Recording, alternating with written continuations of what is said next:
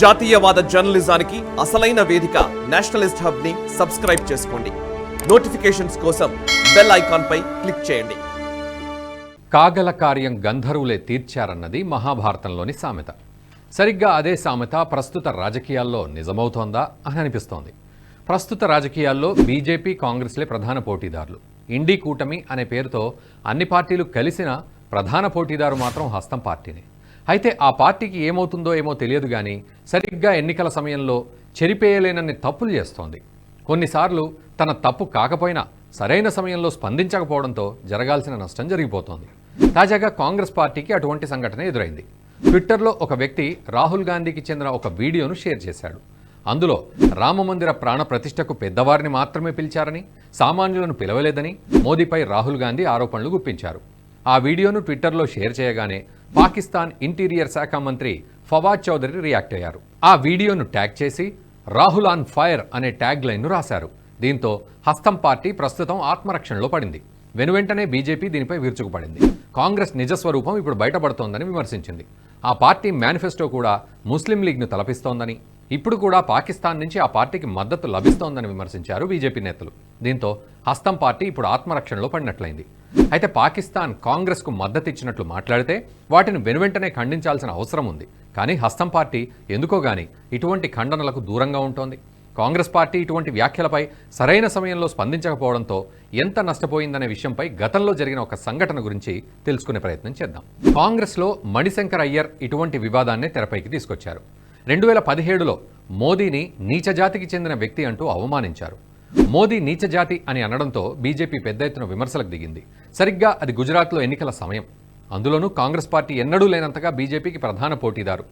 గుజరాత్లో 3 సార్లు గెలుపొందిన బీజేపీని ఓడిస్తే లోక్సభ ఎన్నికల్లో మోదీకి కష్టకాలం వస్తుందని హస్తం పార్టీ భావన. జాట్లు, పటేళ్ల రిజర్వేషన్ అంశాలను సైతం తెరపైకి తీసుకురావడం ద్వారా బీజేపీని ఓడించినంత పనిచేసింది.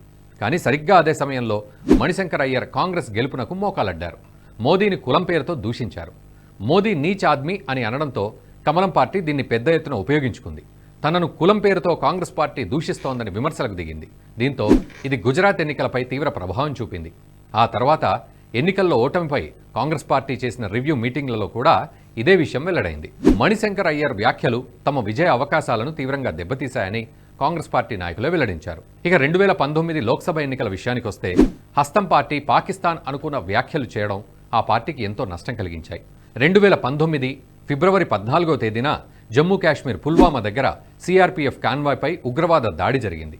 జమ్మూ శ్రీనగర్ జాతీయ రహదారి గుండా ఈ వాహనం వెళ్తోంది. సైనికులు ఉన్న ఈ కాన్వాయ్లో అధికంగా బస్సులున్నాయి. కాన్వాయ్ పుల్వామా వద్దకు చేరుకోగానే అటువైపు నుంచి వచ్చిన ఒక కారు కాన్వాయ్లోని ఓ బస్సును ఢీకొట్టింది. బస్సును ఢీకొన్న ఆ కారులో పెద్ద ఎత్తున పేలుడు పదార్థాలున్నాయి. దీంతో వెంటనే పేలుడు సంభవించింది. ఈ ఘటనలో 40 మంది సిఆర్పీఎఫ్ జవాన్లు వీరమరణం పొందారు. ఈ దాడికి జైషే మహమ్మద్ ఉగ్రవాదులే కారణమని భారత ప్రభుత్వం గుర్తించింది. ఈ ఘటనకు ప్రతీకారంగా భారత్ ఎయిర్ స్ట్రైక్స్ నిర్వహించింది. కొద్ది రోజుల తర్వాత భారత్ ఉగ్రవాద నిరోధానికి పాకిస్తాన్లో పెద్ద ఎత్తున చర్యలు చేపట్టింది. భారత యుద్ధ విమానాలు పాకిస్తాన్ అంతర్జాతీయ సరిహద్దును దాటి మరీ ఉగ్రవాదులను వేటాడాయి.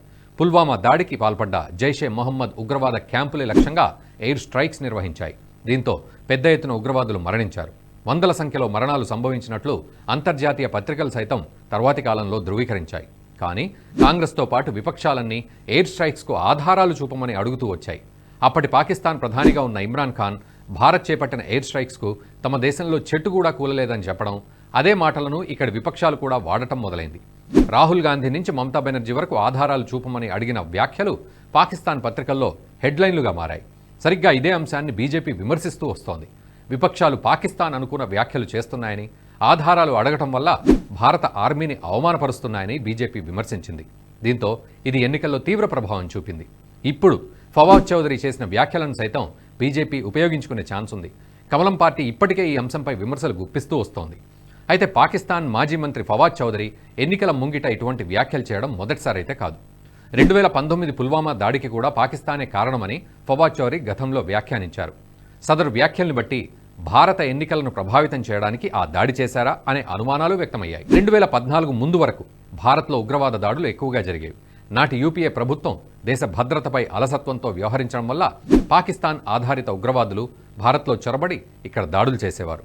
కానీ 2014లో మోదీ మొదటిసారి అధికారంలోకి వచ్చాక 2019 వరకు ఉగ్రవాదాన్ని చాలా వరకు అంతం చేస్తూ వచ్చారు. అప్పటికీ దేశంలో చెప్పుకోదగ్గ స్థాయిలో ఉగ్రవాద దాడులేమీ జరగలేదు. యూపీఏ పాలనతో పోలిస్తే మోదీ పాలనలో ఈ దాడులు చాలా వరకు తగ్గిపోయాయి. దీంతో దేశ భద్రత ప్రధాన ఎజెండాగా బీజేపీ 2019 లోక్సభ ఎన్నికలకు వెళ్లాలనుకుంది. సరిగ్గా పాకిస్తాన్ అదే సమయంలో దాడి చేయడం ద్వారా మోదీ ఉగ్రవాదాన్ని ఆపలేకపోయారని చెప్పాలనుకుంది. తద్వారా ఎన్నికల్లో బీజేపీకి తక్కువ సీట్లు వస్తే కాంగ్రెస్ అధికారం చేపట్టేలా చేయడమే లక్ష్యంగా ఈ దాడి చేసింది. దీన్ని ఫవాద్ చౌదరి సైతం ధృవీకరించారు. ఏదైనా కూడా ఆ ఎన్నికల్లో మోదీ తనదైన శైలిలో పాకిస్తాన్ ప్రచారాన్ని తిప్పికొట్టడం ద్వారా ఎన్నికల్లో గెలుపొందగలిగారు. అయితే ప్రస్తుతం పాకిస్తాన్కు పుల్వామా వంటి దాడులు చేయడానికి వీలు కావట్లేదు. దేశమంతటా భద్రత కట్టుదిట్టమైంది. అక్కడక్కడ చిన్న చిన్న ఘటనలు జరుగుతున్నా కూడా అవి పెద్ద ప్రభావమేమీ చూపడం లేదు. దీంతో పాకిస్తానీ నేతలు ఏకంగా కాంగ్రెస్ పార్టీకే మద్దతు ఇవ్వడం ద్వారా రాహుల్ గాంధీని ప్రధానమంత్రిగా చూడాలని భావిస్తున్నట్లున్నారు. దీనికి కారణమూ లేకపోలేదు. భారత్లో మోదీకి రాహుల్ గాంధీకి చాలా తేడా ఉంది. మోదీ పూర్తి జాతీయ భావంతో ఉంటారు. ఆయన అధికారంలోకి వచ్చిన తర్వాత నుంచి పాకిస్తాన్ను ముప్పతిప్పలు పెట్టించారు. ఆ దేశాన్ని ఆర్థికంగానే కాకుండా దౌత్యపరంగానూ ఒంటరి చేశారు. ఆ దేశ ఆర్థిక పరిస్థితి ప్రస్తుతం దీనస్థితిలో ఉండడానికి మోదీనే కారణం. ఆ దేశాన్ని మోదీ ఇంతగా దెబ్బకొట్టడానికి ఉగ్రవాదమే ప్రధాన కారణం. భారత్పై ఎప్పుడూ ఉగ్రవాదాన్ని ఎగదోస్తున్నందుకే మోదీ అంతగా దెబ్బకొట్టారు. కానీ కాంగ్రెస్ హయాంలో ఈ విధంగా ఉండేది కాదు. పాకిస్తాన్ ఎన్ని ఉగ్రవాద దాడులు చేస్తున్నా కూడా కాంగ్రెస్ చూస్తూ ఉండిపోయేది. 26/11 వంటి దాడులు చేసినా ఆ దేశాన్ని ప్రత్యక్షంగా విమర్శించిన దాఖలాలు లేవు. అందుకే పాకిస్తాన్కు కాంగ్రెస్ అంటే అంతటి ప్రేమ. ఈ కారణంగానే ఆ దేశ నాయకులకు రాహుల్ గాంధీనే ప్రధాని కావాలనే కోరిక ఉంటుంది. అందుకే ఫవాద్ చౌదరి సదరు వ్యాఖ్యలు చేశారు.